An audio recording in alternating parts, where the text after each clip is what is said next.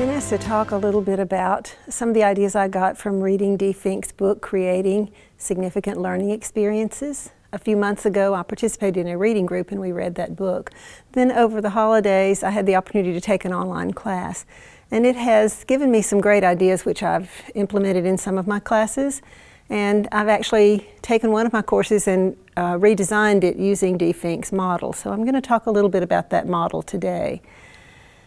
First of all, I want to talk about 3 design models that you'll often see in college courses. The first is the list of topics approach. A lot of us have probably used this approach in the past. We have a list of topics that we want to cover during the semester, and so we put them all down and we take the number of weeks we have and we divide those courses over the number of weeks, and that's how we organize our course.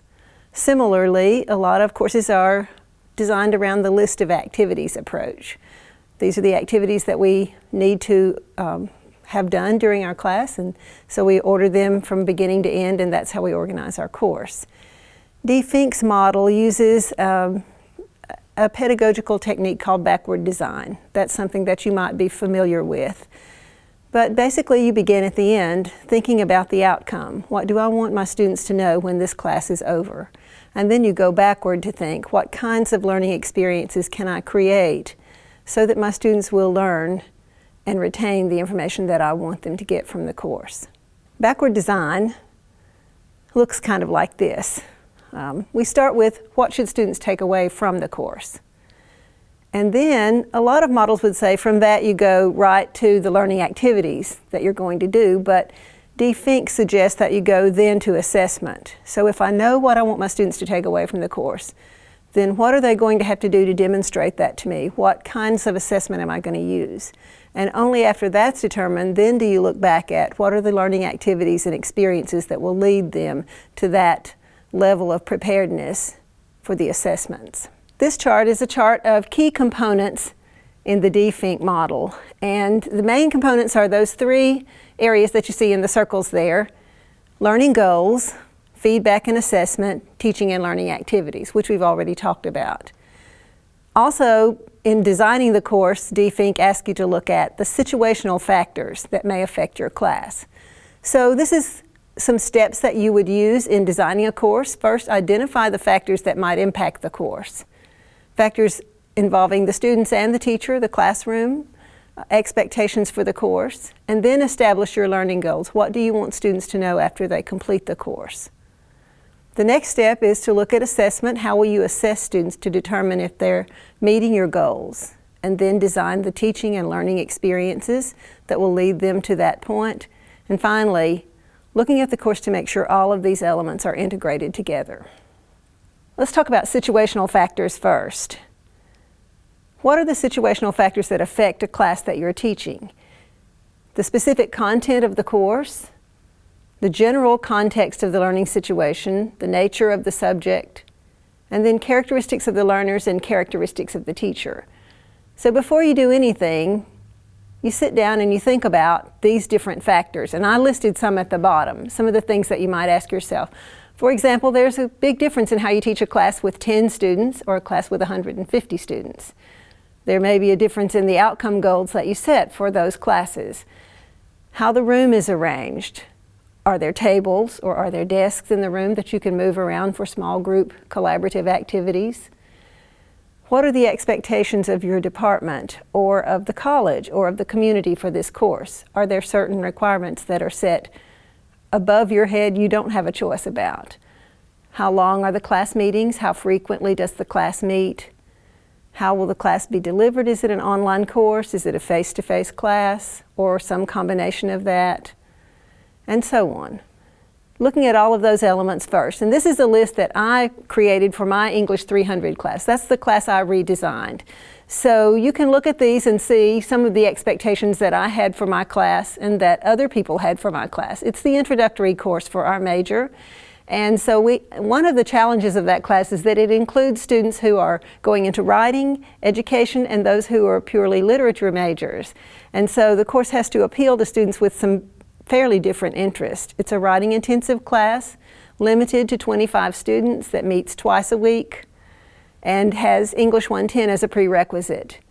The classroom is set up with individual desks which can be moved to accommodate whatever kind of configuration I want to use in the classroom. There are some general expectations for this course since it's the introductory course to the major. There are some things that we've decided as a department should be in that class. One is that the class will introduce the students to literary theory, that the teacher will include a Shakespeare play in the materials to be read, and that students will do a scholarly research paper and a critical analysis. We've also recently added a 10-hour service learning component to the class. After you've determined the situational factors, then the next thing you want to look at is what are the learning outcomes that you want from the course? What do you want your students to get out of the course? And in thinking about those learning outcomes, DFINC encourages teachers to think not just about the content, but the learning. What do you want your students to be, do, feel, and think when they get out of that course? 2 or 3 years down the road, what would you like your students to still have or remember that they've gained as a result of your course?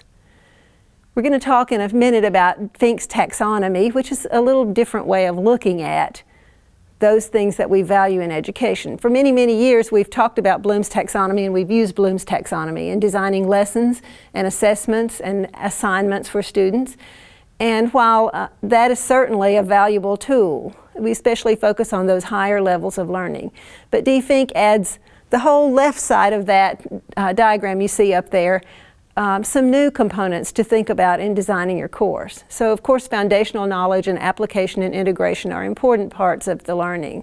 But also in terms of significant learning, it's significant for students to recognize the human dimension and for teachers to recognize the human dimension of a course.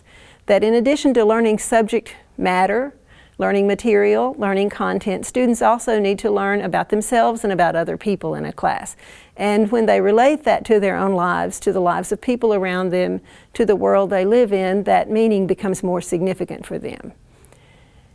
Caring, looking at that word, my first thoughts about it were that it was talking about caring about the students and them caring about me, but really the emphasis of that is caring about the subject matter. What can I do in this course that will cause my students to fall in love with my subject or to continue learning about that subject long after they're in my class?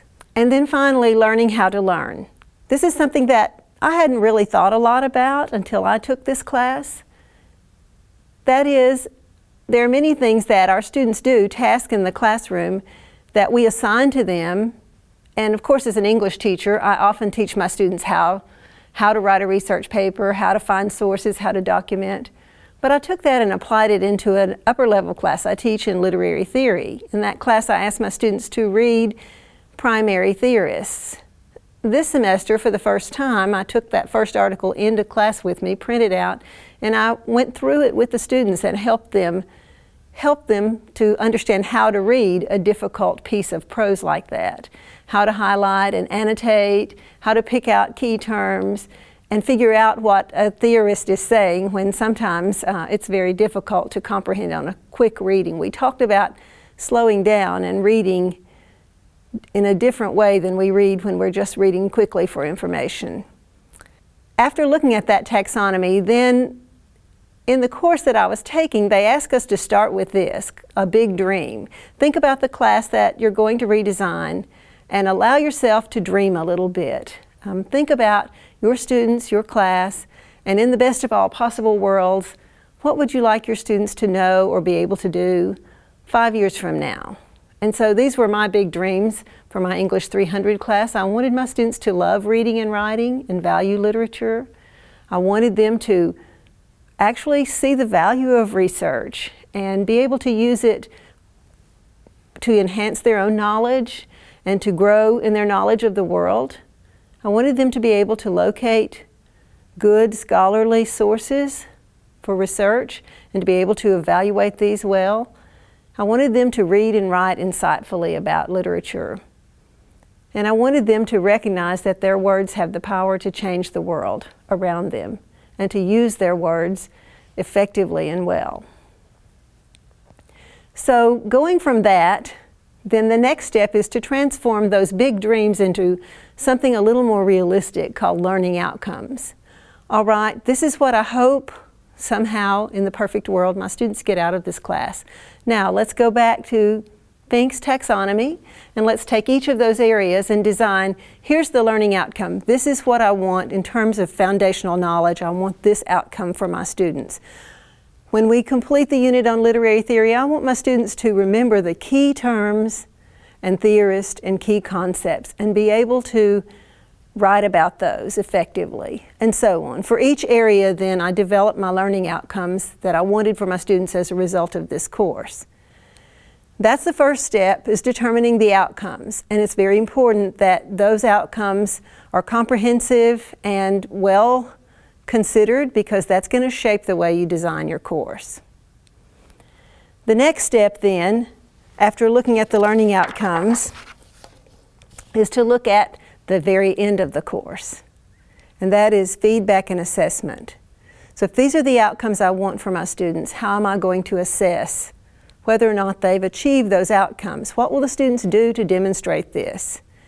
And so this is where backward design comes in, starting at the very end of the course, thinking about the semester exam or the final project. What is going to be the final assessment to determine if the students have achieved those outcomes that you set for them? And what kinds of assessment are you going to use? And we talked about two different kinds of assessment: evaluative assessment, a midterm and a final, a project that's graded, summative assessment, and then we also talked about formative assessments, the kinds of assessments, reflective journal entries, that allow us to give feedback along the way and to determine as we're going along whether our students are getting what we want them to get out of the class. After you determine that you're going to assess, you want to look at each one of those outcomes and determine a particular assessment procedure for that. It can be either formative or summative, and I've given some examples. For foundational knowledge, for example, my outcome is that I want the students to be able to apply key terms and approaches from contemporary literary theory in reading text. And so, as a formative assessment, the students will complete an informal written response in which they describe 3 different approaches using appropriate terminology. As a summative assessment, they'll take an exam and identify key terms and concepts for the theories that they've studied. And so the next couple of slides give you examples of 2 other areas of Fink's taxonomy. The human dimension. Here, I wanted students to be able to articulate the importance of reading and writing in their lives, and to describe the ways that literacy has impacted their understanding and appreciation for the disciplines of reading and writing. One of the first assignments in this class is for the students to write a literacy narrative, and in that they describe their own path to becoming a reader and a writer. They can write about a lot of different things, a book or a teacher or a moment, either a positive or negative experience that somehow was pivotal in bringing them to the place where they are now. And so that's a formative kind of assessment. It asks them to think about their own past as a writer, and then it also asks them, it gives me an opportunity to evaluate and see where they are and how they've come to that place in their lives. Another goal that I had for them is that they will also understand the power of written text and spoken text to impact the lives of others. And with this, I brought in a project that I was wanting to implement, a service learning project. And I'm going to have the students complete a research project focusing on the life of a person whose words changed his or her world. And then they're going to create a poster presentation, and they're going to buddy with some local high school students. And they're going to do this research project along with those students, in the hopes that they will inspire those students as well, that words are important and that our discipline can be a world-changing opportunity for them. So they'll work in teams along with those students to complete posters about their subject matter, and that will be another form of assessment for them, the poster and the presentation and the research paper. But also through this they'll get 10 hours of service learning credit. As you're thinking about the learning experiences that you're going to do, after you've decided on your assessment, then the next thing is, What are going to be the activities that I'm going to do in order to lead my students to this point? At the end of the semester, I want them to be able to do this, so what do I need to do day one? And actually, the DFINC model suggests that you do design day one first, but then you go right back to the final exam and you think, what about the 2 weeks before that? What about the 2 weeks before that? And you actually work backwards. In thinking about learning experiences, it's important to think in terms of rich learning experiences. And this is where reading the book and taking this course has affected not only the one class I'm redesigning, but some other classes as well. And I'll share examples of that with you. So here are some examples of rich learning experiences. Debates, in-class, drama, role-playing, and then this is an example of some that I've implemented in my class. So for the learning outcome, that they'll recognize that they can use their skill to impact the lives of others. The assessment is they'll participate in the service learning activity of doing a poster presentation. In class, they are going to brainstorm ways to create posters that will appeal to their audience. They'll collaborate to create a poster. They'll use a rubric to evaluate the content of their poster. So these are steps along the way to the ultimate project. So here's a kind of overview of integrated course design. First, look at the situational factors that affect your course. And then dream a little bit, and out of that, determine your learning goals. And then how you're going to assess the class. And finally, what activities will lead to that ultimate accomplishment that you want your students to have. So here are some questions that you might ask yourself about each stage of the process. Already there, your courses are already integrated, you're already having rich learning experiences. You know, I think that a lot of the things that we talked about in this course were things that I was doing. I like to incorporate active learning and experiential opportunities for my students, but I still found that thinking about just the term significant learning helped me to make my class more memorable. I began to think about, what can I do for this lesson that will cause my students to remember this? And so I began thinking about it in different classes. For example, in my English 110 class, one of the requirements of that class is that students complete a research paper and an oral presentation. So last semester I started thinking, how can I make this oral presentation really matter to my students? And I determined that what would make that matter the most to them is if they had to give that presentation in front of their peers. Not just my class, but their own friends and other students. And so I reserved an auditorium and I told them, on the day of your presentation, you're going to present to an audience, not just our class. Suddenly they became much more serious about the research, about the paper, and about getting the panels together and their presentations and their PowerPoints, because suddenly they had a real audience. In my methods class, I asked myself, how can I make Common Core memorable for them? So I want to introduce them to the concept of Common Core. They're going to be out there teaching. They're going to encounter this. And so I brought in a teacher who was a former student of mine who's out there actually working in the public school system and implementing Common Core in her classes, and had her share with them some of her experiences.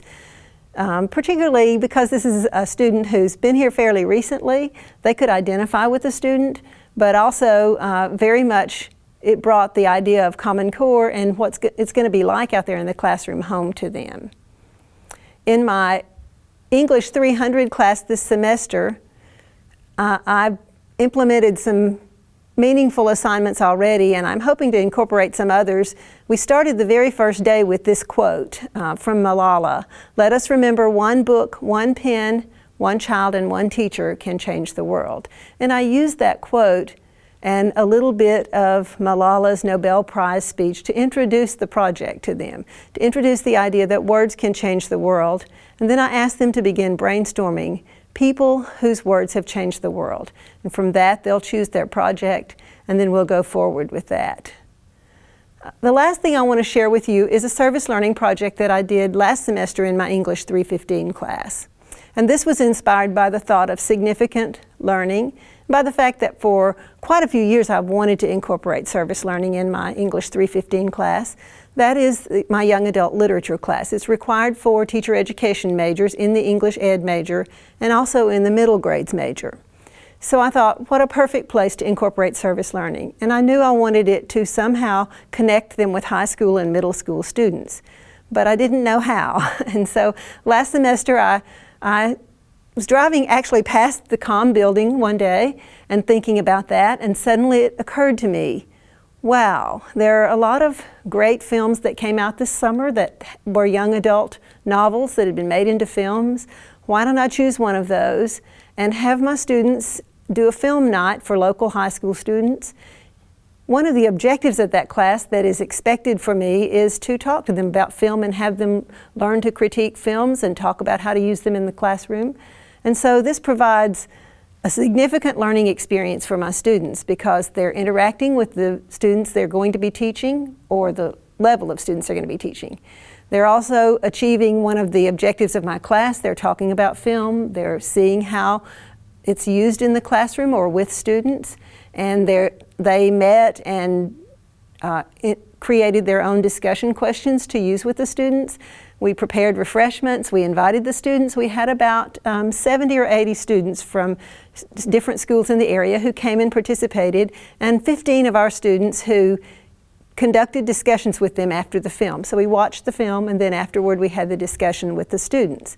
So this provided experience interacting and discussing young adult literature with secondary students. It focused on a film and a novel that we were actually reading and discussing in class. Encouraged them to read and think critically about the novel and the film. And it also had the side benefit of bringing some area students to our Lee campus to see our beautiful communications building and viewing room. And I even heard one of them say, I'm going to have to think again about going to Lee. So I called that a significant learning experience, and it worked out really well for my class. The students loved it. They thought it was one of the most enjoyable service learning activities that they had ever done. And for those who are going to be future teachers, it was a great opportunity for them to just feel what it's like to be interacting with students and talking to them about subject matter.